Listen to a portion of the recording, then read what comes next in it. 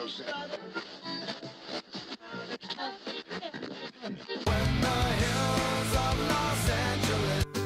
Angeles, I'm and most Hollywood nights. She goes to California, oh, California. What you say about Los Angeles? LA got the people saying.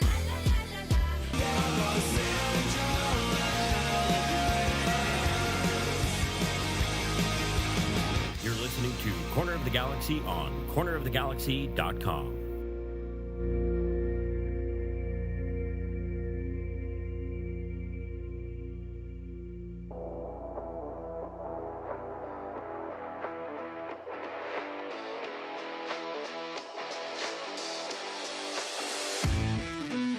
It's time for another episode of Corner of the Galaxy from the Box, the show that gets you behind the scenes of the LA Galaxy and into the minds of soccer reporters and MLS experts. Your hosts for the day are Corner of the Galaxy's Josh Guesman and LA Times soccer reporter Kevin Baxter. Let's start the show. Hello, everybody, and welcome to Corner of the Galaxy from the Box on cornerofthegalaxy.com. I'm your host, Josh Guesman, coming to you on a Monday, September 25th. LA Galaxy finished up a game earlier this morning. I don't know if you were awake for that. I was. That was interesting. We're going to talk about the weather, talk about everything that happened in Austin, how the LA Galaxy escaped, what their playoff chances look like now. 5 points away from the playoff spot with 5 games remaining. A lot to get to. Ricky Puig possibly injured. Was there a picture of him on crutches? Spoiler alert, there was. We'll talk about what happened in that game in terms of his injury and everything else that is going on as we get you ready for Portland coming up this weekend. So a lot to get to, a lot to talk about. Here to help us, as always, we're glad to have him back. It's Mr. Kevin, the Panda Baxter. Kev, how you doing, bud?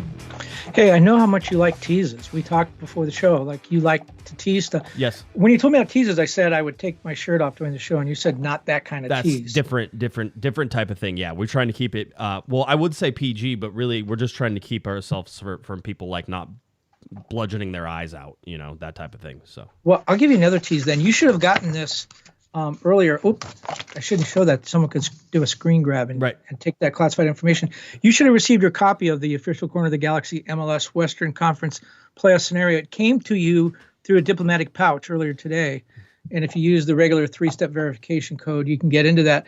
It's important that you have that because if anything happens to me after this show, you will be the only person on the world to have that information. Right. So that's the tease. We will share this later. My copy, of course, all the ink disappears as I read it. Yeah, it will self-destruct in 10 seconds or so that's my teaser. That's what we got coming up. Yeah, didn't I poke? Was that good? Didn't I poke like 7 holes into your playoff scenarios just in the 30 seconds before we had? But you were like, it's okay. We'll go. Is that what happened? It's okay. It's math. It's okay. math. Okay, very math good. is not exact science, right? That's right. No, it's not. No, it's fine. It's guessing. That's how it goes. All right. I put on the Papusa hat. Somebody requested it, so I'll put it on. That's fine because my hair's a mess anyway. I had a busy weekend. You had a busy weekend. You got your COVID vaccine and then curled up in a ball and cried for 3 days. Yeah. But I'm safe from COVID. Are you? You know, maybe. Who knows? Oh no, I've been dodging this is it. not going to become a denial show. No, I'm just saying. I mean, you're still going to get it, right? No, it's good. Travis Kelce got his shot and then made a commercial about it. Now he's dating Taylor Swift. Okay, so I'll take my chances. That was my plan, though, and he stole it from me. Did you see Cosmo put out his picture? He goes, I guess the news is out, and it's Cosmo's head on Travis Kelce's as they're walking through the tunnel where it showed him and Taylor walking out of that. So Did you see how she got out of the suite? No. How was that? So she's in the suite with Travis's mom, and all these fans are waiting. They know where she is. And they wait. She never comes out. And then they went back and looked at the video. There was a worker that wheeled out a big cart, 6 feet tall steel cart. So it's the same way. Apparently she was inside of that. It's the same way that she gets on stage for all of her concerts and everything like that too. Very good. All right. Very fun. Well, you were busy doing that. I did tease this. We were in a weather delay last night, right? So as any good, broadcaster / Twitter personality does, I'm like, let me see how we can kill some time. Or even me. Yeah. I was like, how can we, do some stuff? How can we, so I asked what people did the weekend. Really cool, by the way. It's fun to just ask randomly in a wide open net, right? To our 11,000 plus Twitter followers. What'd you do this weekend? Right? People were in New York. Somebody was in Tokyo watching the game, getting ready. Let's see. There was, somebody went and rescued some dogs. His brother rescued some dogs, and so then they were all there, and they found these dogs, and they rescued them, and they were watching the game with the new dogs and the new family members in the house. I mean, almost brings a tear to your eye whenever you say it. Just a congratulations to one of our listeners, Sarah, because I believe she was out visiting her brand new niece who was just born. So that was something. I talked to them at the halftime of the last game. So that's a thing. But we all know that I had a big weekend this weekend, and I was out riding trains. Because we had a fall meet where we actually invite people over. So I figured just this once, I would show you what that looks like a little bit. I put that picture out on Twitter, so if you've seen it already, I apologize. But this is what that looks like. This is one of my friend's steam engines that I got to drive approximately 3 feet before it broke. And then we went and tried to fix it for a couple hours. But this is generally what I do on the weekends whenever I'm not doing soccer and all that fun stuff. So we had about over 100 people who came to the club over the 3 days. So we had a good time. You look like a giant. It's like somebody said I ate a Mario mushroom, right? Like you ate a Mario mushroom and you just popped up and then all of a sudden you were good. There's moving pictures there. Yeah. Videos too. This is one of my friends who was driving a steam engine as well. So real steam engine, fire, water, steam, makes things go, that type of fun stuff. So anyway, I just wanted to share. If anybody's interested, you can hit me up on Twitter or anything else. I got some people who were asking me questions about it. So it was a lot of fun. I enjoyed it. And that was my busy weekend. Now I was exhausted. Right? Exhausted, Kevin. I had been working since basically Friday afternoon all the way until Sunday afternoon. I came home. I took a brief 15-minute nap on the couch, and that was about all I could get. And then I got ready for the 6:55 kickoff of the LA Galaxy, right? 6:30 TV time, 6:55 kickoff. Spoiler alert. Spoiler alert. It was weird because apparently what had happened is the Galaxy went out there, they warmed up. Right, they did their normal stuff, everything. And I asked Greg about this. I also asked.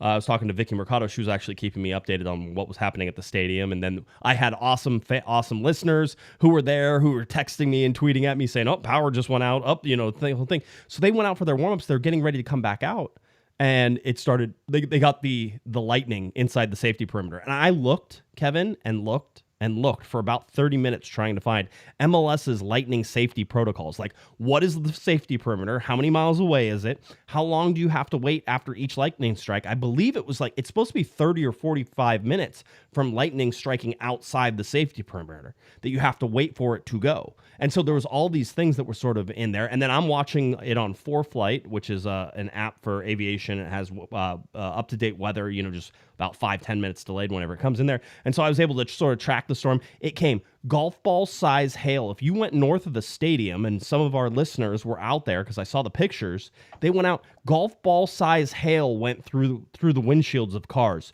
Just looked like a apocalypse had hit some of these neighborhoods with all this hail coming down. Same storm that hit Q2 Stadium, that flooded the stadium for about 10-15 minutes, and then all the water went away. Great job, by the way, for Austin to have that water out there. You could never tell that there was a deluge of water as fast as they got it. The ground soaked it up really fast and it went away. Yeah, that's what Mrs. Panda said. She said the field looked great. And by the way, I don't know what the protocol is with lightning, but if you saw the Marcelo Balboa photo, yeah, I think the protocol there was to clean your underwear out, change your drawers, and hide. Yeah, because that was pretty spooky. I mean, yeah, it was a major little thunderstorm cell that hit there. I mean, from the damage and everything else, and then the wind was blowing sideways. The power briefly went out at the stadium. So all in all, and it was funny. I talked to Greg afterwards. I said, was that the latest you guys have ever started the game? The whole deal. He goes, I don't know. He goes, there was one in Dallas when I was with Toronto that we started it and then it stopped. And then we had to wait for like 2-3 hours and then start it up. And I think we didn't start it up until after midnight, right? That type of thing. And it was like, oh, okay,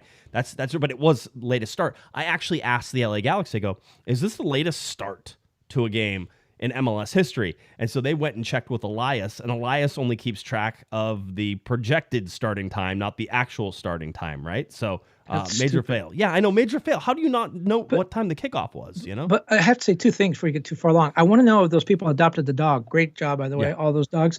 Were they inspired by Ricky Pooch? Why would you say that? Did I miss the joke? Because if I missed the joke, everybody else missed the joke. Just telling you. Okay. Is it Pooch? And then the other part was, yes. And then the other part was, you said something very prescient last night, where you said, "Is this going to help the Galaxy because of the body time?" And I thought that was I thought that was a good comment at the time. And then you saw the game and you were like, no. But now thinking back now, they scored 2 goals, which was after almost 1:30 in the morning. Oh, yeah, it was like after almost 2 o'clock in the morning by the time those goals came in. Yes. And yes, that was almost midnight LA time, but there's a big difference in my body between midnight and 2 a.m. Oh, huge. Even when I'm not drinking. And so right. I'm wondering if that had something to do with it. I still think it does. There's two things that come into it, but it's weird how it reversed in this particular situation, right? Greg Vanney talked about it in the Minnesota game. He said, this is an MLS game late in the season. You know, you have these playoff implications. All of these things are sort of hovering around, and we know that the games have stacked up behind it. We knew Minnesota was going to get tired in that second half. Well, Minnesota was the traveling team, and that's usually the team that gets tired. Well, the Galaxy were the traveling team this time, right?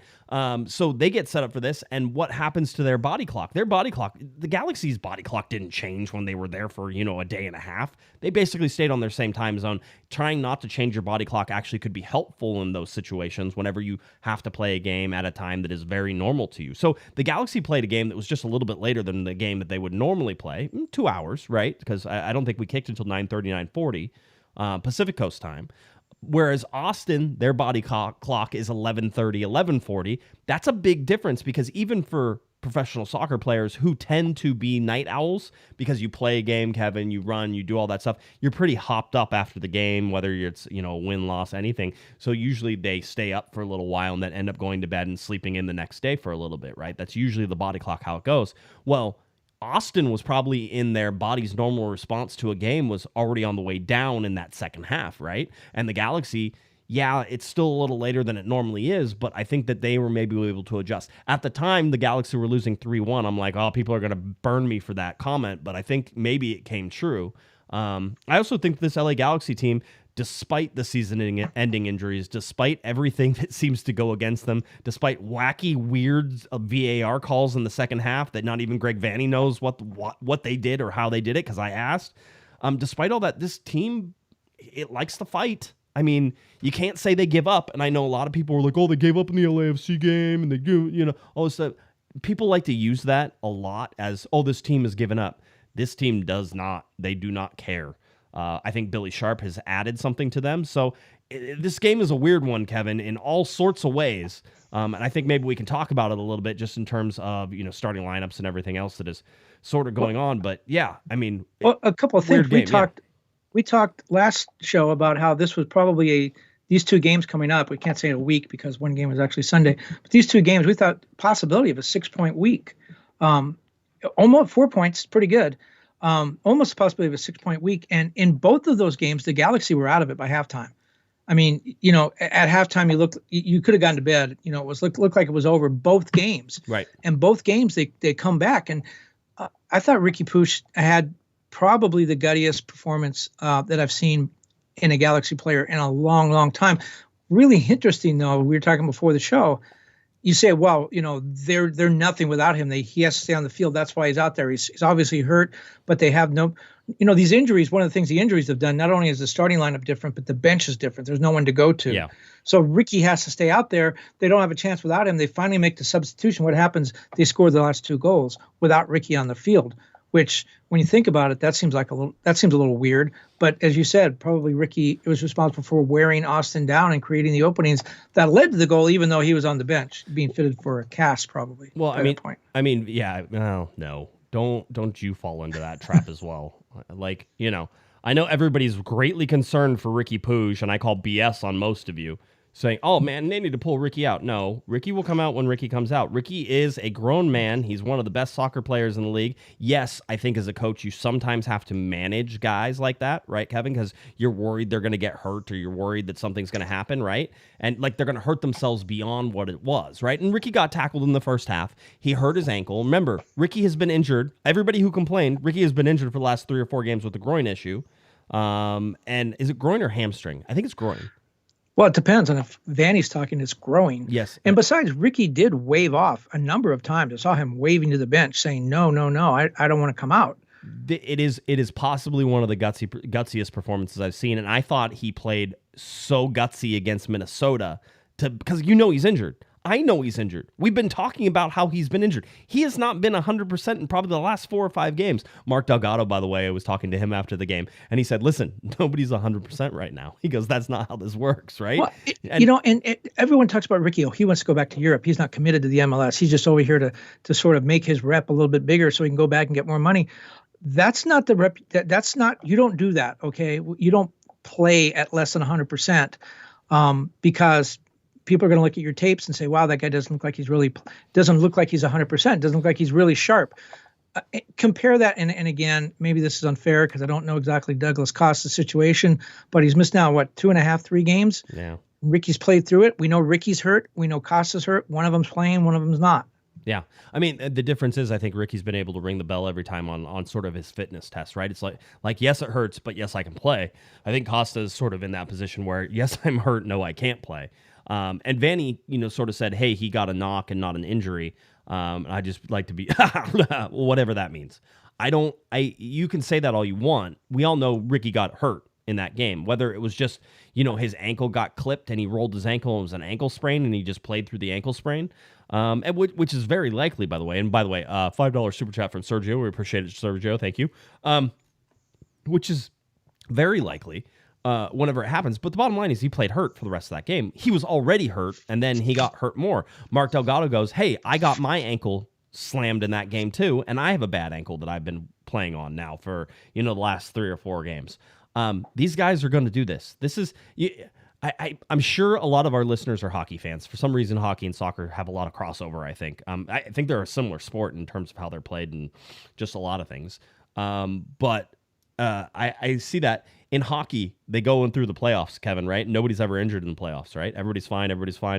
And then the end of the season comes and all of a sudden they list off all the injuries. Lower leg injury, lower body injury, all this stuff. And it's like everybody's hurt. That's where we're at this point. I'm not saying Ricky's isn't more serious than others. The dude was limping around for like 70-something minutes out there just trying to survive that game. And by the way, created the penalty kick, got stomped on his bad ankle in that penalty kick. One that, by the way, Uncle missed. That was such a poorly officiated game. It always is whenever he's around, so I'm not surprised. But I look at that and I say, that's Ricky Pouge trying to pull this team on the back, and you don't take him off until he can't go anymore, and they finally got him off in that position. I thought he made those guys chase him around, especially in that second half. I didn't think he was going to come out for the second half, Kevin. I was like, there's no way he's coming out for the second half. And he took the ball away from Billy Sharp on the penalty kick. He wound up having a team high 5 shots. And I'm curious now. We know he's played hurt the last couple of games in a row. There's 5 days for them to recover before Portland. I'm wondering if the Timbers, part of their game strategy is go after Ricky, stomp on him, knock him down. I mean, that's everybody. That has been the thing. I mean, do you do it more? I'll tell you right now, teams that have done it more have gotten punished for it. And we can say that the league isn't protecting Ricky Pouge. They are, because the Galaxy have played in a couple double yellow red card games in this stretch of games towards the end here. They've won those games, and most of those fouls have been because of Ricky Pouge. All right, so I think they're doing as best they can. But yeah, the hack-a-Pouge, the hack-a-shack sort of mentality is still there, and you could see it in this game. I mean, it's just like the starting lineup doesn't really, you sit there and go, okay, this is not, an A team or anything, right? Remember, LA Galaxy lost Chris Mavinga in this game as well, going down with a groin injury. Eric Zavaleta came in. People want to blame coaching staffs and physios.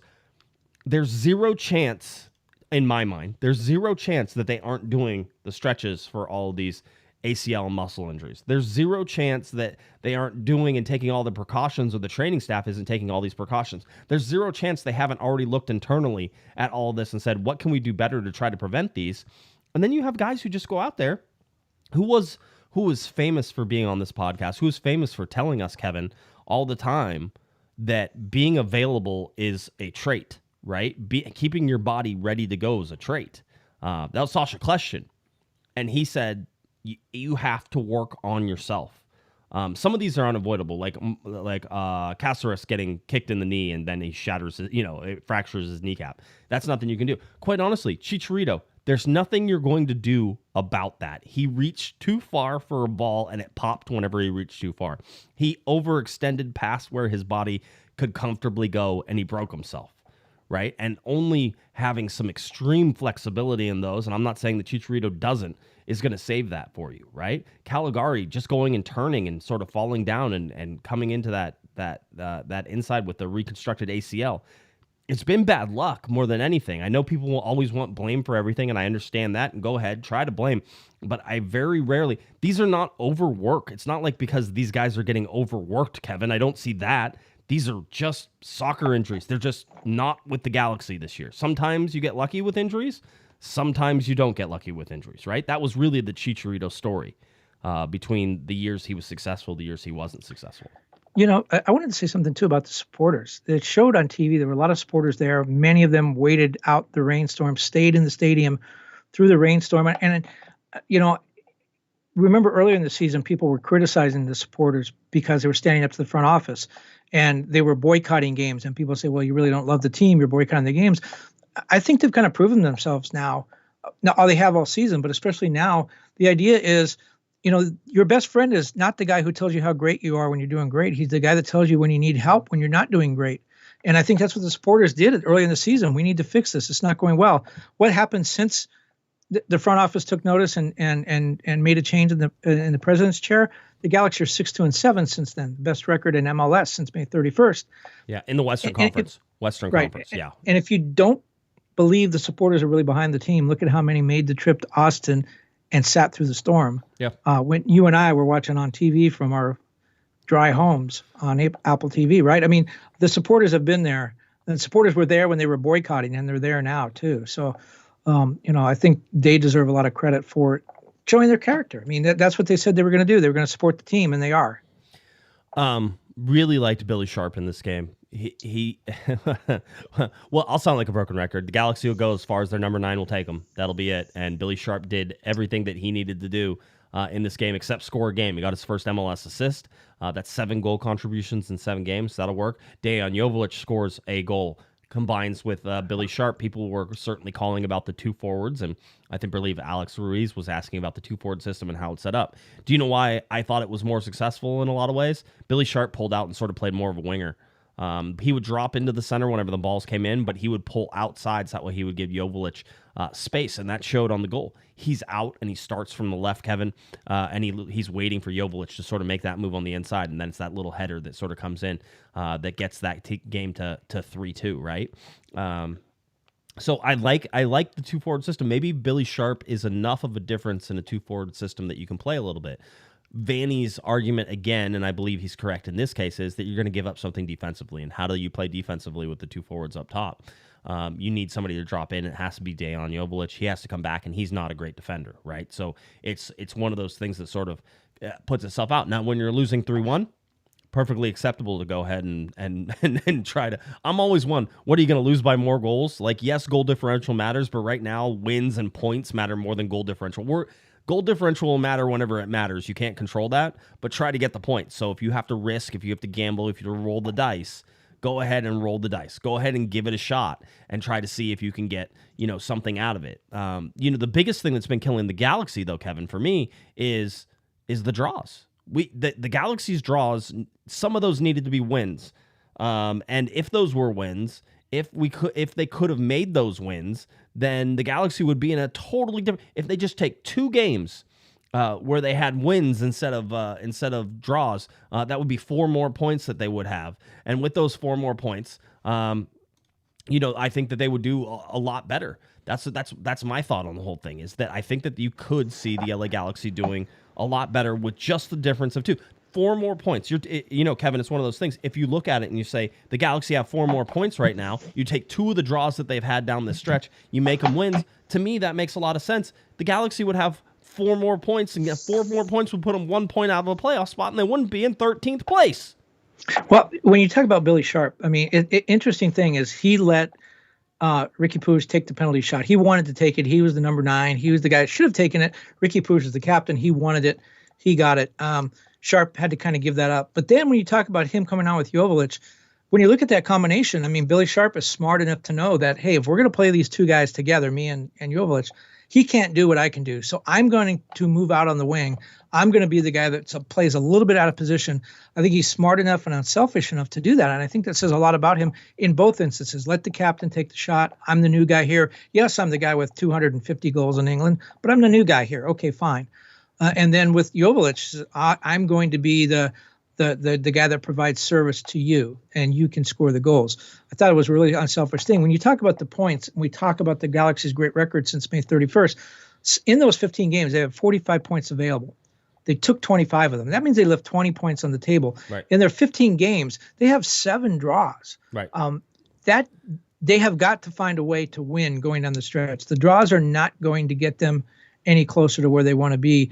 1 point a week is just not going to do it. They have 5 points to make up, and they need to get some wins. Yeah, and it has to come quick, right? I will say this, though. You point that out, and you say, hey, there was 20-something points that they dropped, right? And that same, but nobody in the Western Conference did any better. Quite honestly, they were the 4th best overall record since May 31st, and I don't know how that changed with the Austin game. They haven't updated that stat yet. But they were the 4th best overall record in Major League Soccer. So to sit there and say, oh, well, the LA Galaxy dropped all these points. Well, you're winning all the points probably. One, it's a great way to get to the playoffs. Take all the points, don't lose any games. Great way to make the playoffs. But 2, unrealistic in sort of how it needs to go. My big problem with everything last night was announcers saying the Galaxy, this is a must-win game for the Galaxy. This is a must-win game for the Galaxy. I'm like, there's 6 points out right now. 6 points out is not dead. 6 points out with 5 games isn't great, but the draw that Dallas had, I think, with Columbus really helped everything out. Everything sort of stayed right in front of the LA Galaxy, and so the draw doesn't kill them. They didn't make up any ground, but they didn't lose any ground. We talked about can't lose games, and certainly I think this Portland game is that can't lose game, which borders on, if you're at home, it better be a win game. But this was a can't lose sort of game, showing where everything was with Dallas. Now, had they lost, again, wouldn't have been the end of the world. But I think now showing that they've come back consecutive. By the way, I would have loved to seen the stats, and the commentators were talking about it. I would have loved to seen the stats had the Galaxy won that game, as when was the last team that came back from 3-1 deficits to win 4-3 in back-to-back games, because I would imagine that may have been an MLS first for that. But saying that, Greg Vanney was very pointed and said, we have to stop giving up this many goals. Right now, shall we go through all the injuries on the back line? Because somebody said, what's wrong with the defense? And I'm like, what's wrong? There aren't any starters left that were starters before, except for maybe Edwards and Aude is the only position that really has been untouched by injuries. And that's been, unfortunately, an unsettled position, right? Raheem Edwards, who gave just 130% last night. Just amazing. Just ran himself into the ground until he couldn't run anymore. But with Raheem and Aude in there, they're sort of trading off. Aude's probably a little bit better defender. Raheem is better going forward. Aude gets caught out of position a lot. Raheem gets caught out of position a lot. That's the only position that still has like its original person in it, right? Because otherwise you're talking about Kelvin Leerdam on the right side playing for Caligari. I'll say it again. Caligari is the biggest missing piece that the Galaxy don't have an answer for right now. I get Gaston Brugman. I get Martin Cáceres, right? I get, Chicharito and all those things. To me, watching the game against Austin, it was most clear that they were missing somebody like Caligari. Everybody is attacking Leerdam. Everybody is attacking the space in behind Leerdam because he can't cover that space. So he has to play even a little bit deeper. He doesn't press as hard because he's susceptible to being taken. Look at the second goal that Austin scored just before halftime, right? Which, by the way, should have killed the LA Galaxy. If you're Austin and you just give up a penalty kick and now all of a sudden it's tied, and then 3 minutes later you go down the other way, you run around the end on Kelvin Leerdam and you come all the way to the goal line. By the way, if you get a runner outside there that hits the goal line, you're now in crapshoot territory. You defenders are going to try to defend things, but once they get that deep and are able to pull back into multiple positions, you can't cover all the options. Somebody's going to find a loose. I saw Yoshida trying to take a stab at guessing where possibly the cutback was going to go, and the ball actually came across and into something else. And so you look at this. Those are the things that need to be cut out. But having said that, Yoshida's now playing with another partner in Zavaleta. Right? I don't know if we have a Tony Alfaro sighting. Somebody asked if it was a coach's decision or an injury or anything. What about Leerdam going back to center back? Yeah, but then there's nobody to play right back. I mean, it's not like Audi or Edwards, one of them would have to step in. Yeah, you'd put them on they're probably their poorer side, right? You could play Audi over there. I don't have a problem with playing Audi over there. I'm just saying that you're definitely playing people out of position now, right? You're definitely risking that. And with Raheem and how much work he puts in, you probably need a sub for him ready just in case he can't make it the whole 90 minutes because he's basically a midfielder. So for me, whenever I look at how sort of all these things go, I am more interested in seeing how the defense can overcome the injuries and sort of try to put together some cohesive place back there, because the Galaxy, I think, have given up more goals than any other team in Major League Soccer at this point. And they're trending towards 58, 59, 60 goals in that area, which is above the 52, I think, that they gave up last year, right? Still in the same zip code, but, still a market increase. And again, injuries to you called it out. You even said Sega Koulibaly had that injury, and that basically that was they didn't think they were going to be able to get him back in time, and he didn't want to stay, and he wanted to go back and try to rehab somewhere else, and so they part ways. You had Caceres, you have Neal, you have Caligari, right? I mean, the bottom line is they're struggling through 4 injuries to starters, and now Mavinga goes down as well in there as well, which he has not been healthy, and I don't think it's been a great signing for the LA Galaxy at all. But you see all these things, and the fact that the LA Galaxy still had, while giving up all these goals and doing all these things, still had one of the best records in Major League Soccer over the last 7-8 games, is still impressive. I don't know that the defense is going to save this team. If they just could start reducing some things just a little bit, Kevin, just cutting out one goal that they're giving up every game, I think the Galaxy could cruise through some of these games because they're scoring goals now. We talked before the show about the Real Salt Lake game. If you remember, that was supposed to be mid to late August, was moved because of the hurricane. I wonder if that was a good thing or a bad thing. You could say if they played the game there, they would have had Caligari and they would have had Mavinga. They would have, they would have been a little healthier. But Billy Sharp was not playing the way he is now. Yoshida was still getting comfortable. So, by moving the Real Salt Lake game back, is Real Salt Lake going to face a tougher Galaxy team now? Yeah, I mean, maybe. Yeah, certainly. Because that's going to be a big game. It depends on who's healthy at this point. I have no idea who's even healthy. Ricky Puig eventually comes out of that game. He did put on his Instagram story, and I'm sure he knows what he's doing. Just relax. But he had one single crutch, so that way he could walk out to his to the plane. And he gave the thumbs up. He said, hey, thank you for the support. Let's go, G's. Let's go, G's. That's in Austin. It looks like they flew out during the day, so they didn't go last night or even early morning. Would you like to know their travel schedule, Kevin? Because I asked, and then I purposely didn't tell you because I knew that you would tell everybody before I got a chance. Folks, this is called a tease. So the LA Galaxy last night, we were trying to get them in and out of media very quickly. We got done with media, I think, at about 12:15, 12:20 Pacific time, which is 2:15, 2:20 on the other side. So I asked this morning, I said, because I saw another story that sort of showed them landing with the sun out and stuff like that. And I'm like, it seems like you guys landed today. And I was told this is what happened. So after the game, there was more rain, by the way. It should have started raining about 5 minutes after we got done with the press conference. It was supposed to rain again, right? And so there was another storm moving through that probably would have gone through Austin and the whole deal. So I was like, that might delay the plane a little bit if they're trying to get to the plane. They were trying to get to the plane. Everybody was going. They were going very quickly through everything. We got to talk to Greg Vanny, who was more than gracious with this time. We talked with Johnny Perez, who we haven't even got to talk to about yet, but we're going to talk about Johnny Perez. And by the way, Johnny, if you're listening, great interview. Good job. I know sometimes it's nerve-wracking doing the interview stuff for the first time, but Johnny did a good job. But Johnny Perez, then we got to talk to Mark Delgado as well, right? So we got enough in there, and those guys were off and shuttled out. So once they got done with us, they were informed that the flight crew had timed out, right? So pilots are only allowed to be on duty for a certain amount of time. And then once you go past that time, that's it, right? You can't do anymore. So the flight crew had timed out, and they wouldn't be available until the next day. And so I was like, oh, my God. I go, well, you guys all checked out of the hotel, so you guys all had your bags. So did you guys have to find another hotel and stuff like that? What, Kevin? I didn't think of it this way, but they all checked out of the hotel at 6:37 or something like that, right? So they check out the whole deal. They paid for those rooms through the whole day, though, didn't they? So technically, they probably paid for that night as well.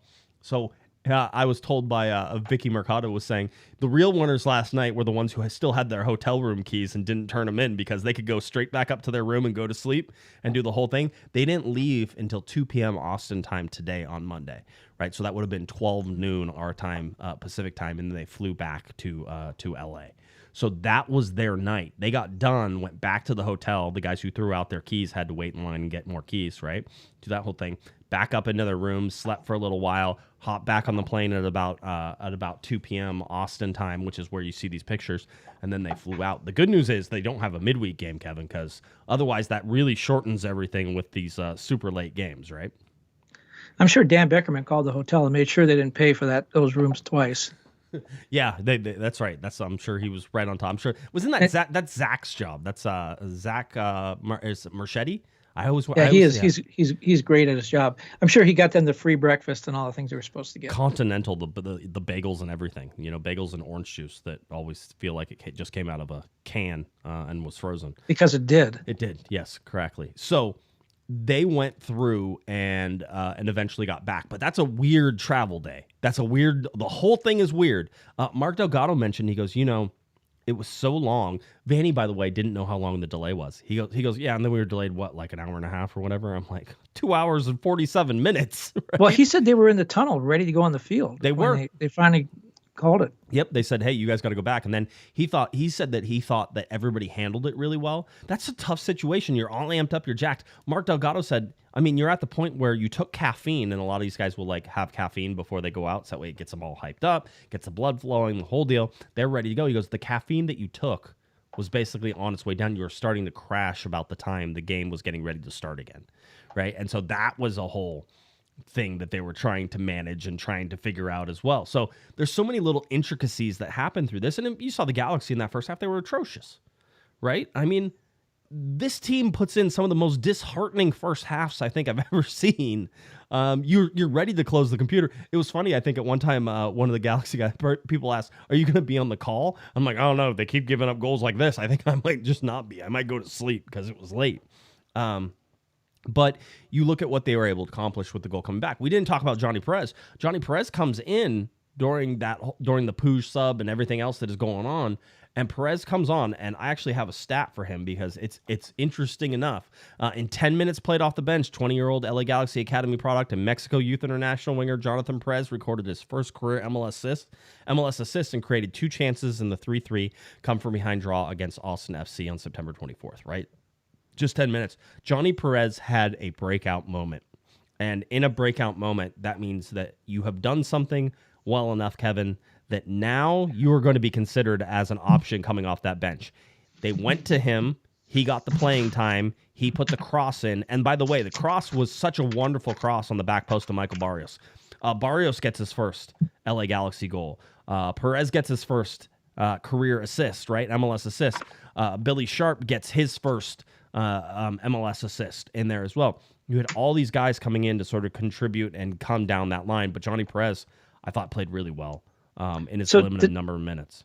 Does he have more assists now than Efrain Alvarez this season? I don't know. Does he? Did you check it? I'm looking here now. I don't want to get you upset by reeling all my papers here, but I'm just wondering. Efrain did not. Do you want me to tell you how this would work in a normal podcast scenario? I would turn the sound. You would turn it off while I was talking, right? Because I was giving you a chance to look up stuff, and then you would have been ready whenever we came out and said, "Oh yeah, there we go." So I don't know. Somebody can actually look it up. he tied him. Oh, he tied him with that. Okay, good. He played great. Very much going against an Austin team that was tired, and you could see it. I think that second half and those late goals really came down to body clock and also just the amount of work they had to do tracking Ricky Puig. Even Ricky Puig on 1 foot was still enough to cause Austin all sorts of trouble. Well, he had, like I said, he had 5 shots. Team high. He did. And so I am there in terms of waiting to see what's next for Johnny Perez, right? Like, hey, give him more minutes. That's what you have a good game, you get more minutes. That's what you do. Greg Vanny has shown that, in my opinion, he does reward that, right? He does. He also punishes it, right? You don't show up, you don't do things that you're supposed to do in games, and you can see your playing time go away. But I really like Johnny Perez in that game. I love Michael Barrios at the back post there. The the Galaxy told me afterwards, and Mark Delgado said, I mean, we thought we were going to win that game. We wanted, if that game was 3-4 minutes longer, I think the Galaxy may have won that game. Barrios just missed that last minute sort of strike there to give the Galaxy a chance. And then Ted Uncle had the mysterious VAR call. Did you see any of that, Kevin, in the second half? The VAR call that wasn't a VAR call, that maybe they looked at the wrong play, but they didn't. I think I know what happened, but nobody will believe it whenever I tell you. I went back and I looked, and if you look at MLS's official tweet from VAR and all that stuff. Yeah, that didn't make any sense either. It didn't, except if this happened. The shot that came, that second shot that was deflected off of the Austin player that then went out for a corner kick, he called a penalty kick on that. He thought it was a handball. It was that one. It wasn't the one on Billy Sharp that everybody else goes, oh, that might be a handball. You should check that. I think VAR screwed up badly. I think Uncle screwed up badly in this. They got a bunch of things wrong. One, I'm not sure they ever looked at the Sharp handball. We never saw a replay of it from the booth. Let's be very clear. Apple distributes the product. MLS produces the product.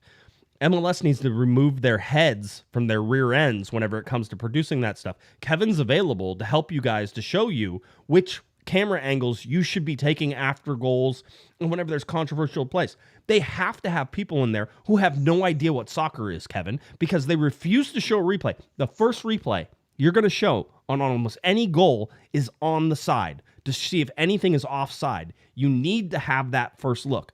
They didn't do that the whole night. I begged and pleaded for it on Twitter to see a side view from any angle, because there was the third goal, I think, from Austin, whenever they played through the center and Yoshida had to come over and Leerdam got caught, pulled up the field a little bit. Yoshida, I don't know if it was offside or not.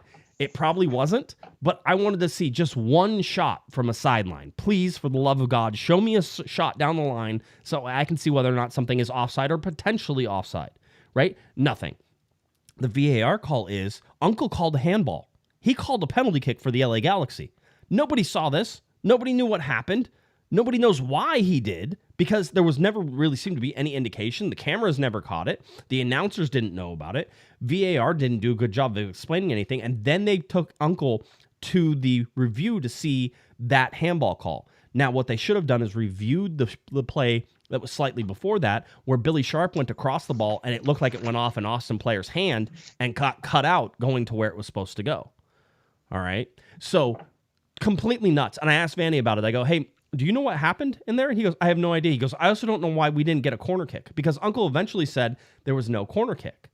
The only thing I can say is that he thinks he blew the whistle before that ball went out of bounds, right? Because if he called a handball, he blew the whistle before the ball went out of bounds. Now, the shot was really hard. It went off of an Austin player and immediately out of bounds. So I don't think that was the case. So the Galaxy should have gotten a corner kick on it. So talk about just monumental excuses for bad refereeing. That was a cluster, and MLS and Pro need to come out and try to figure out what exactly happened there, because nobody knows, and nobody could explain it to the head coaches either. Vanny had no idea. He said, I haven't even seen the replay. They didn't explain it to me. I'm still wondering why we didn't have a corner. By the way, you mentioned Leerdam a couple of times in there. He's going to be called up for international duty, right? He's probably going to miss 2 games in October.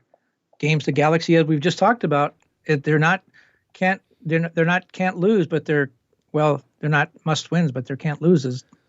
Whatever I just said. Yeah, they gotta get a point. Yeah, I mean, and he'll be gone. And we talked about there's no depth on that line. Cuevas is the guy. I mean, he comes in whenever that happens. But yeah, you're right.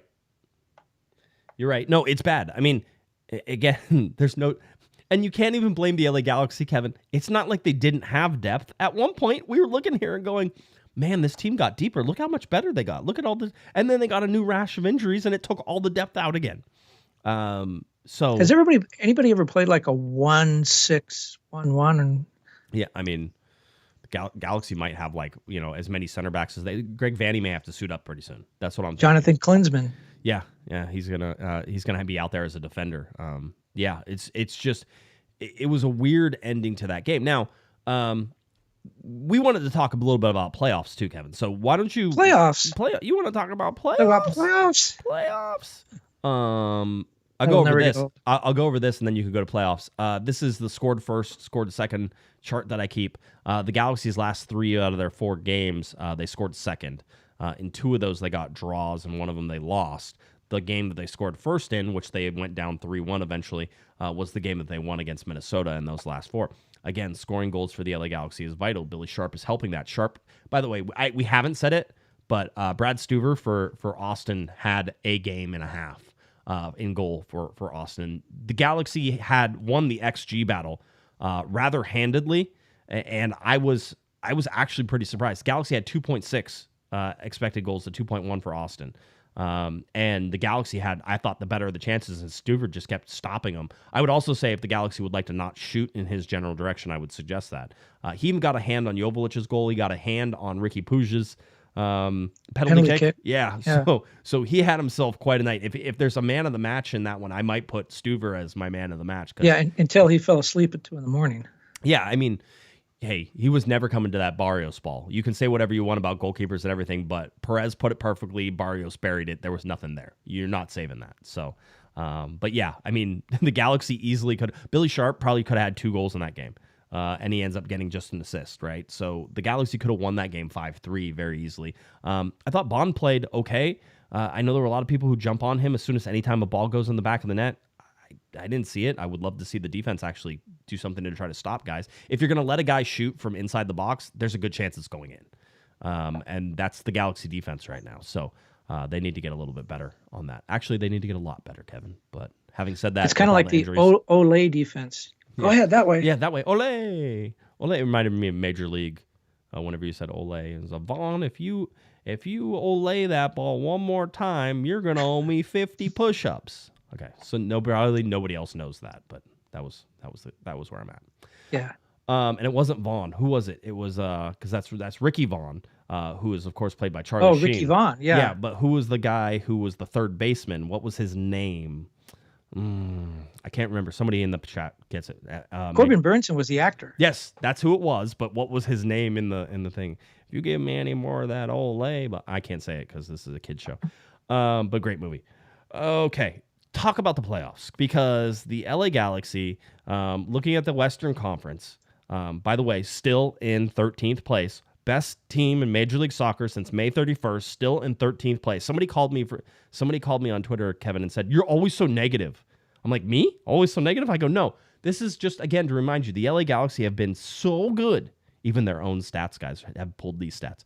They have been so good, but they haven't climbed out of 13th. The only way you can be so good, Kevin, and not climb out of 13th is because you sucked so bad at the beginning of the year. That's the only way. The Galaxy's still trying to climb their way out of this cave system that they have been trapped in. And they can see light. It's still a little ways up there, but they can see light. And the first person they're trying to jump is Austin, who's now 1 point above them. Get 3 points. I bet you that you'll end up on the other side of Austin if you get 3 points coming up this weekend.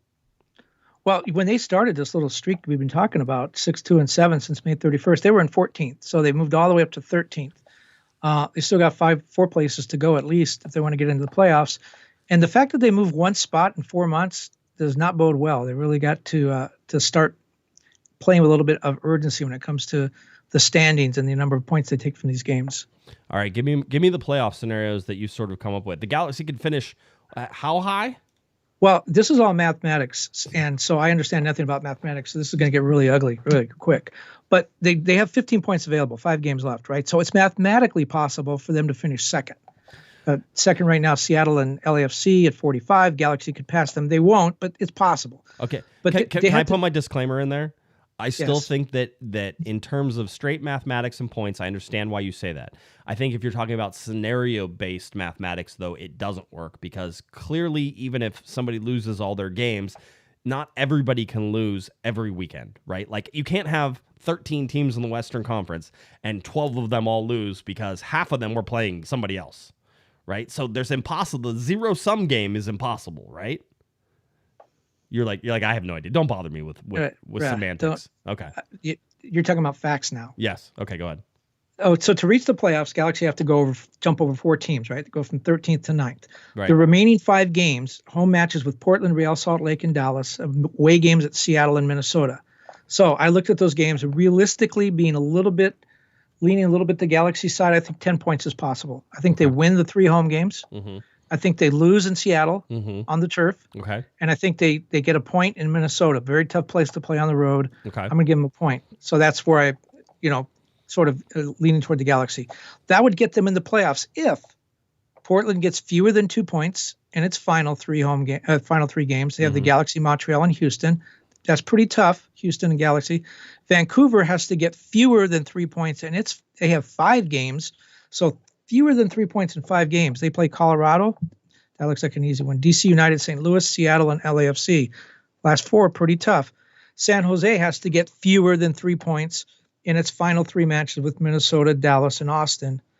What I really think it comes down to is the final game, the Galaxy and Dallas at home. Dallas has to get fewer than 5 points in its final 5 matches. It has Philadelphia, Houston, Colorado, San Jose, and the Galaxy. I mean, you look at those matches. Philadelphia, probably a loss. Houston, a loss or tie. Colorado, they should win. San Jose, a toss-up. That gets them to the Galaxy game where that's going to decide it. They could go in leading the Galaxy by a point or 2, but essentially it would be a winner-take-all game. Yeah. The first tiebreaker, and then don't forget that Sporting Kansas City is still there. They have 3 games left with St. Louis, Salt Lake, and Minnesota. Minnesota is still there. They have 4 games with San Jose, LAFC, the Galaxy, and Sporting Kansas City. The first tiebreaker is total wins. Right. The Galaxy trail all the teams above them. They just have 8 wins. So as you mentioned, the beginning of the season must have been really bad. It was. Yeah, it was. So the first tiebreaker is total wins. The Galaxy trail everybody above them. Right. Okay. So they've really got to get the points. The second tiebreaker is goal differential. As you mentioned already, the Galaxy have the worst goal differential of all the contenders at -9. Only Colorado in the Western Conference has a worse goal differential. I would like to point out Portland at -7, so just 2 better, but Portland is up in 6th place. So yes, continue. Sorry. So the Galaxy cannot play for trying to finish in a tie for 9th place. They need to finish in 9th place outright. So again, my most likely scenario is Portland and Vancouver qualify before the final weekend.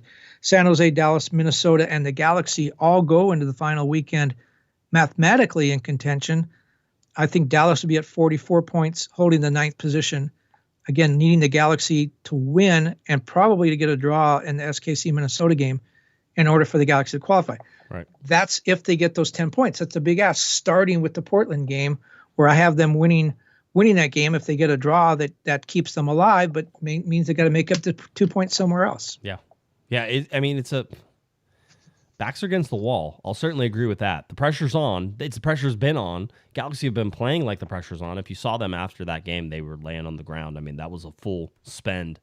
All the energy there. Let's get to some super chats. Raphael, $5 super chat talking about Johnny Perez. He says, "Isn't it illegal for lefties to use their right foot?" Johnny Perez and the Efra rule, right? You were talking about assists and all that stuff, and Efra can't make that assist from that side because he'd have to cut inside on his left foot, and Johnny Perez can just hit it with his right foot. Lex gave us a $5 super chat. Says, "If a 4th DP is introduced, should the Galaxy use it on the goalkeeper of De Gea's quality? Look at the difference Berkey has made for St. Louis. Also make the shirts. The shirts are in reference to we're still in 13th shirts. We're still in 13th, and all I got was this thing. If there's a 4th DP, I am anti-DP defender. I'm anti-DP goalkeeper. I don't know what would happen. I don't know if I'd have to reassess that if there was a 4th DP. But no, I would say you don't need to spend DP money to get a good goalkeeper. But certainly, you look at Berkey, and he's been outstanding for St. Louis. I also think that's a conversation to be had, though. Look at Philadelphia with Blake. Yeah. I mean, I get it, but there still seems to be ways to get good goalkeepers in Major League Soccer without spending gigantic bucks, right? That seems, at least for me. I'm sorry, but Mitrovic is right there, and he's been. I'm all for letting him roll out here in the next season and sort of see how that goes. Because I really like his game. I think he's a good distributor, looks like a good shot stopper, and is a young up-and-coming goalkeeper, so I like that. But, I mean, I still think that's an interesting idea, because when you look at the teams that, if you want to say, quote, dynasties in MLS, Stephen Fry in Seattle, you got Blake again, Brad Guesman in Atlanta, a team that's been good for a while. They all have good goalkeepers. None of them are DPs that I know. Maybe Blake is, but I don't think he is. None of them are DPs. But those are teams that have been able to depend on a goalkeeper to keep them in games when they otherwise, look at St. Louis, all the pressure they absorb. They really need a good goalkeeper. Yeah. So anyway, I'm not saying I disagree with you. I'm just saying that's, I think, an interesting conversation. Yeah. It is. By the way, LA Native said, didn't we have the first DP defender? Yes, it was Omar Gonzalez. For a brief moment in time, he was the LA Galaxy's designated player defender. Who was the first DP goalkeeper? Was it what's his name in Colorado? Tim Howard. Yeah. Tim Howard. Yeah. I think you could probably argue Jorge Campos, but the rule didn't exist then. But he was, I think, the first big money goalkeeper. Yeah. But Tim Howard was the first with the DP label. Okay. And by the way, that doesn't work in Colorado when you didn't have a team that was around Tim Howard. It was just nice to play that game, right? So, yeah, that's sort of where we're at. LA Galaxy getting ready to play, a pretty big game against Portland. We'll go back to the schedule here so we can pull that up. You know what that game is not? What is that game not? Is not a must-win, and you'll never ever hear a coach say it's a must-win game until it's elimination. Because what if the Galaxy lose that game? Then what does Vanny say? I said it was a must-win, so I guess we just won't show up for the next 4. Yeah, exactly. No, you will play until there's. I've adopted that. The only thing that is must-win is mathematical for me, and that makes that distinction very easy. That being said, the Portland game is as close to a must-win for me as you can, because I really think you have to win all 3 of your home games. That includes against Portland, it includes against Salt Lake, it includes against Dallas. Well, when you look at the scenario we just laid out, if they don't win that game, if they draw it, they have to make up the 2 points somewhere else. It's going to be tough to do. But the good thing about a draw is they have 2 games in hand over Portland. So if they draw that game, Portland doesn't move any further ahead. They each get a point. They stay the same distance apart.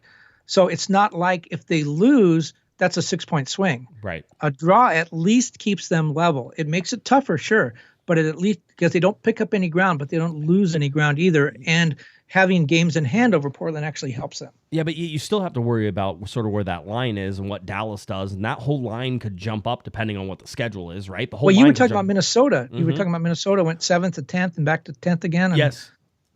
I mean that's how tight it is. I mean, the whole deal is the Galaxy have been like sneaking up on 12th place, right? They've been sneaking up on it. They've been getting closer and a little bit closer and a little bit closer, and we've sort of seen them that. But the bottom line is, once they actually get there, it's like chasing down a breakaway group in like the Tour de France or something like that, right? These guys, they break away, they're way up there, and you're chasing them down, and you have to do a lot of work to chase them down. You're chasing them down, chasing them down, chasing them down, and finally you get to see them. And whenever you can see them, that gives you a little bit more energy, and so you're chasing them down, you're getting a little bit closer, and you get up to them. So now what happens when you get up to them is now you have the ability to go. You were in no man's land for so long that you weren't picking up any positions. You weren't making any sort of headway, right? Now, once you're up to the group, you can start passing those guys. They're all in a group. So once you pass one, you might jump 2 or 3 at the same time. That's where the Galaxy are. That's why it's hard for me to say, oh, season over, right? And there were Galaxy fans, again, in the first half going, season's over, pack it up, 2024, here we go. And the whole deal, it's like, one, that wasn't a must-win game. Galaxy would be just 1 point worse right now, and we'd be talking about how they have to make up 6 points in 5 games, right? But where they're at right now is still within reasonable touch to be able to sit there and say, I think the Galaxy still have a reasonable chance. And as one of the hottest teams in Major League Soccer, if they can string some wins together, which is a big if they can string some wins together, they could do something. I will tell you good news, Kevin. The good news here is, we know that the LA Galaxy, it's impossible for the LA Galaxy to win 3 games in a row, right? They've never done it. Yeah, they have not with under Greg Vanny. They've never done it, right? So they don't have to. They just need to win win with Portland on the weekend. Then they can draw with Seattle or draw with Minnesota, or maybe they lose against Seattle. Again, tough game, right? And the whole deal goes. And then they just have to win against Salt Lake and win Dallas. In no way is that 3 wins in a row anywhere, right? So they have a shot. They have a shot. I would point out, I can guarantee the Galaxy will make the playoffs. They win the next 5 games, they'll make the playoffs. They could finish second. I would watch. They'll finish 4th again in the Western Conference, and we'll all sit there and go, how did that happen again, right? I would say, though, that they can only afford to lose 1 of the last 5. Yeah, I agree. You're let's put it this way. It would be very difficult, because if you had 3 games that you had to win and you won all 3, get 3 of those, and you picked up 9 points, I don't think the 9 points is enough, right? No, No, I don't think it is either. Yeah. Not when you look at all the other teams. And the Galaxy are actually kind of lucky, because some of these schedules these other guys are playing are really rough. I look at those other. Yeah, well, I look at some of these teams and I say, okay, so Portland, they only have 3 games left, but it's Galaxy, Montreal, and Houston. Galaxy and Houston are going to be tough games. Montreal, they have to go to Montreal. That's going to be tough for them. And by the way, I just want to say we talked when the Timbers fired Savarese at the end of August 22nd. We talked about when that happens, my experience has always been in every sport, when a coaching change is made, a team either takes off or they go in the tank. Either they give up and say management gave up on us, or they say the coach was the problem. We're really good. We're going to go out. They lost their first game under Miles Joseph, and they're unbeaten since then. They're 5-1-1 since the coaching change. 6 unbeaten now, 16 points out of the last 18. So clearly the players thought that they had something to prove with the new coach. But still, Portland, they only have 3 games left. That's works against them, I think. And they're 3 tough games. Vancouver, they get Colorado, but after that, DC United, St. Louis, Seattle, and LAFC. San Jose, they got Minnesota, Dallas, and then they finish with Austin. So Minnesota, Dallas, 2 teams that are still in the race. Dallas, they have 5 matches left, but Philadelphia, Houston, which is, up at the top of the standings. Then they get Colorado, St. Louis, San Jose, and the Galaxy. Sporting Kansas City still has St. Louis and Salt Lake and Minnesota, all 3 playoff teams.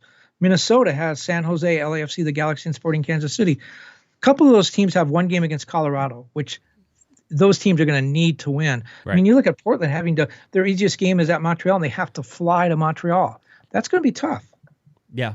Yeah, I mean, it does. People are pointing out, yes, the Galaxy do have to rely on other results, but the bottom line is that everybody in the Western Conference is playing everybody in the Western Conference for the most part. You're going to find that the results are going to be mediocre at best, because that's what the West has been. If somebody strings any portion of wins together, they could very well jump themselves 4, 5, 6 places in the standings. Well, watch San Jose, because San Jose plays Minnesota, Dallas, and if they win those 2 games, that virtually kills Minnesota or really hurts them, and it could put Dallas in a position where they're going to need to beat the Galaxy. Yep. So San Jose is going to have a lot to say about this. I think they also play. Yeah, I guess that's all the only games they have. So they play Dallas and Minnesota. They could have a lot to say in how this thing finishes up. So does LAFC. They have a couple of games, and Seattle has a couple of games against contenders. Going to be an interesting one as it goes down the stretch. The LA Galaxy getting ready to play Portland coming up this weekend. One last thing about this that just occurred to me is when you look at the standings so bunched, and again, LAFC and Seattle at 45 points. St. Louis is gone. They've checked out. No one's going to catch them probably. But what that means is that with the way the playoffs are set up, home field advantage and all those with it being that tight, what is it, 45, 45, and 44, or for 2, 3, and 4, those teams playing for home field advantage. Right. That means Seattle's not going to rest their starters in a game against Vancouver, for example. LAFC is not going to rest its starters in a game against one of these other contenders like Sporting Kansas City they play Minnesota. So these guys are not going to rest their starters because they have to win those games too. That's a little bit unlike years past, where some of these teams have sort of dialed it back a little bit down the stretch, or at least been able to if they wanted to. Everybody's playing every week, and so the teams that works in the Galaxy's favor, because when LAFC and Seattle play these teams, they're going to have to use their best players because they need to win too. I mean, we've talked about the mediocrity in the Western Conference, and now it all comes to the head, right? Where it is who is going to separate themselves. It's like there's 7 teams, they're all drowning, and they're all pushing each other's heads under the water, and it's going to be who's going to be the strongest one to keep their head above water for longest. I mean, the Galaxy are a sinking ship with all the injuries, with everything that's happened this season, the boycott, the Chris Klein firing, everything that has happened in this season. The Galaxy have been taking on water since day 1 of this season. If they make the playoffs, quite honestly, yes, it's expected. And yes, this team was a 4th place Western Conference finisher last year.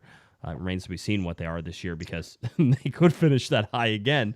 But just saying that, this team has fought against an awful lot of current to get sort of where to even be in a position, and weird from a position in terms of the second to worst schedule, or second to worst results in the Western Conference right now. Well, here's what happens. Douglas Costa plays for the first time since early September in the final against Dallas, scores a hat trick. It's the winning goal on a penalty kick in stoppage time. And then Jalen Neal crawls off the bench and clears a ball off the line as time expires. You know that Vanny talked about Jalen Neal, and he said specifically That's possible. Yeah, said that it's possible for him to come back for the playoffs.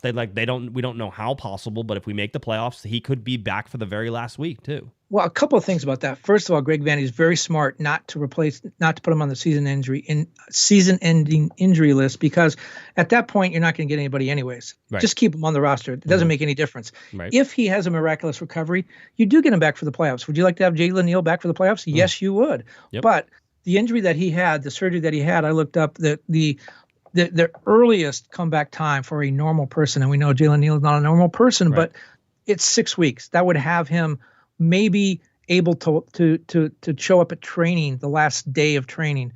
I don't see him playing during the regular season. No. Yeah, he'd have another month, 5 weeks for the playoffs. Maybe he comes off the bench in the MLS Cup final. I still think that's outside, but I think Greg Vanny was really smart to just leave him on the roster, because, if lightning in a bottle comes, he'll be available. There was no advantage to pulling him off the roster, though. There was nothing that they could do. It's not like they could replace him. They wouldn't do. They've already used their replacement and everything else that they sort of have. And I think the roster was set for the playoffs. And the roster freeze already happened as well. So it was very smart to do that. Well, maybe not very smart, but it would have been dumb to try to do something else. What they did is basically the only thing they really could do if they're smart. Yeah, it should be interesting. And of course, then if everything goes sideways, you were talking about a very big offseason for the LA Galaxy as well, which is always sort of on the precipice. We'll talk about that when we get there. That's why I have 2 shows a week, so that way we can cover all the different angles. LA Galaxy Portland coming up this weekend. That game will be played on September 30th. 7:30 p.m. is your TV start time on MLS Season Pass, and a 7:39 p.m. I believe is as long as there's no storms. Yeah, well, it's in Southern California. I would say that should be okay, but the hurricane and everything last time, so we'll see. All right, I think that's sort of where we're at for the LA Galaxy. Interesting game. This team they don't roll over. I love to see it. They don't care how many people get hurt. It's kind of inspiring from a team that is struggling and is still historically one of the worser. Can I say that? Is that even a word? It's not. One of the worstest. Yeah, that's much better. One of the worstest teams in LA Galaxy history. I mean, this is not a great team, Kevin. This is not a team where you sit there. But it's fun to watch right now, though. And as much as I praised Ricky on Twitter last night, I wonder how much Billy Sharp is responsible for the grit this team is showing, because it seems like it's been a different team since he got here. Yeah, it certainly seems that way. By the way, Sophie's in our chat room. Sophie, hi, Sophie. I believe Sophie is typing in from lands afar right now. So I do not believe she was on this side of the I would say the date line, but really that's more for like crossing over to Japan and that type of things. But she's not on this continent. Let's put it that way. So Soph, glad to have you here. I would also say, she says, if Greg fails to make the playoffs, he's got to go. There's almost zero chance that happens. I don't know how many times I have to say it, but I'm just telling you what I've heard from people. I don't think Vanny's going anywhere. I expect him to be the coach of 2024. And then there will be a very short leash, but I believe that will be the case. Corbin Burnson played Roger Dorn. Dorn, if I see any more of that Olay stuff, I'm going to make you do 100 push-ups. I love that movie so much. It says in my contract that I don't have to do any calisthenics that I don't deem physically necessary. And then he takes it out and does something with the contract. So there you go. There's your replay of the day on Major League. One of the better baseball movies, I think. But then they followed it up with 2 sequels that were just unwatchable. Oh yeah, totally. But I still enjoyed them. I mean, they're still part of the family. It's not the only name a great sequel movie like a 3. How many 3s? The triquels. Well, the only one that maybe are Back the to 2. the Future.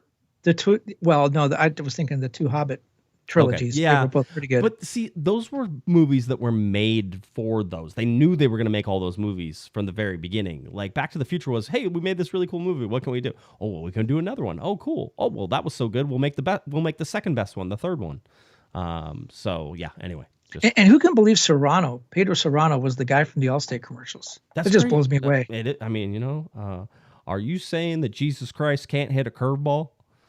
See, it's just an amazing movie. It's an amazing movie for all the reasons that you expect. Best soccer movie of all time? It's tough, right? I mean, baseball lends itself to that poetry. I'm sorry. It just at least here it just seems kicking and screaming. Kicking and screaming. Yeah. Like that couple. I'm trying to think. Bend It Like Beckham. Yeah, I liked that movie growing up. It certainly was an interesting one. What was that World War II prison movie with Pele? And was Sylvester Stallone in that? Sylvester Stallone in that? What was the name of that? That's a crazy, not great movie, but you'll watch anytime it comes on anyway. So yeah, that's what we're doing. All right. Anything else? You good? I think we're good. Maybe it's because people can't play soccer. Actors, everyone can swing a bat. No, they can't. To create real soccer, even Ted Lasso crew had to bring in a couple of ringers for the final season because they wanted to have more soccer. No, in the Big Green is a great one. The Big Green one. The Damned United is an excellent one. Okay. All right. I was gonna say somebody's gonna say Green Street Hooligans. Somebody always says Green Street Hooligans. It's okay. I enjoy it. But people definitely voting for the Big Green, which I may have to go back and watch. Maybe I'll watch it tonight because why would I go to sleep early again? Anything else? You good? We're good. No night trains. Put some lights on those puppies. We do that. Okay. Don't worry. Don't you worry about it. It gets taken care of. You want to see the video? It just looks like a Thomas the Tank Engine thing going on out there. Yeah, I mean, there it goes. There they go. Thomas the Tank Engine. They only weigh like 2,000 pounds, and probably that one costs like $50,000 or $60,000. Like, they're basically Ferraris. Well, not new Ferraris because those cost like $250,000, but like a Ferrari that you would have bought in the 1980s, right? And there you are at the island of Sodor. Shaolin soccer is the GOAT, apparently, according to Christian. So there was that.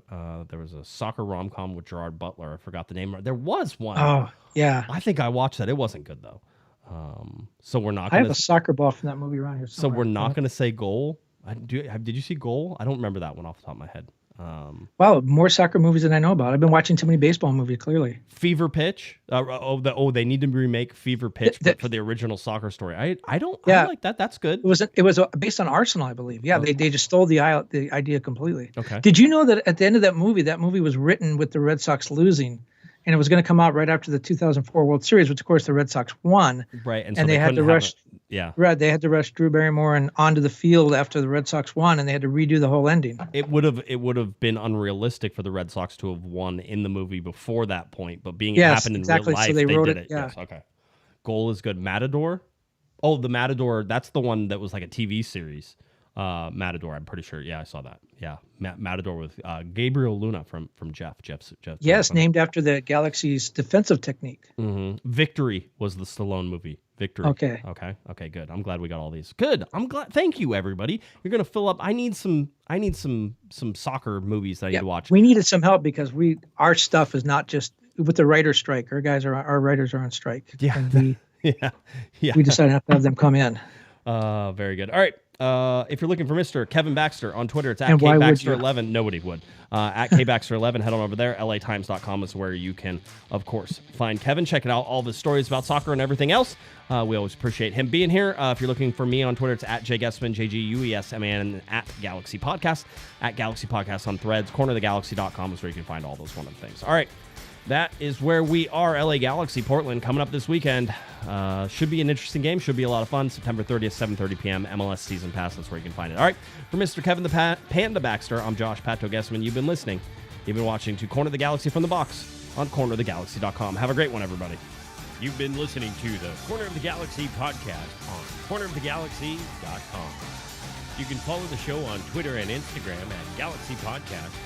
And be sure to check out and subscribe to iTunes, Stitcher, and Facebook by searching for Corner of the Galaxy. Fans, we thank you for listening, and we ask that you be kind and courteous to your neighbors as you leave the podcast. We thank you for joining us and look forward to seeing you again. Until then, I'm Michael Araujo, and on behalf of the entire Corner of the Galaxy crew, goodbye, everybody.